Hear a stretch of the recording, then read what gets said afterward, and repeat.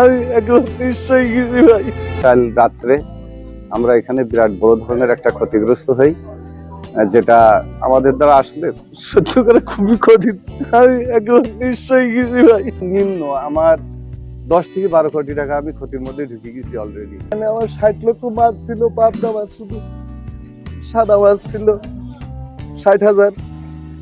Average মিলায় সর্বনিম্ন 25 কোটি টাকার উপরে মাছ ছিল আমার। রাত 1টার দিকে হঠাৎ করে বিদ্যুৎ চলে যাওয়ার কারণে মাছ অক্সিজেন ফেল করে। অক্সিজেন ফেল করার কারণে আমাদের পুকুরের সমস্ত মাছ জেগে যায় এবং অক্সিজেন ফেল করার কারণে মাছ সব মারা যায়। 15 থেকে 16 কোটি টাকার মাছ অলরেডি মারা গেছে এবং ভেসে উঠেছে। এই মাছ আমরা বাজারজাত করতে পারছি না, সব কিছু নষ্ট। কাল রাত্রে হঠাৎ করে মনে করেন বিদ্যুৎ না থাকার কারণে পাবদা মাছগুলোর সম্পূর্ণ বিদ্যুতের কারণে অক্সিজেন ফেল করে মারা গেছে। প্রচুর পরিমাণ দিনাও আছে। ব্যাংক দিয়ে খাদ্যর দোকানে তো সম্পূর্ণ খাদ্য তো বাকিতেই নেওয়া হয়।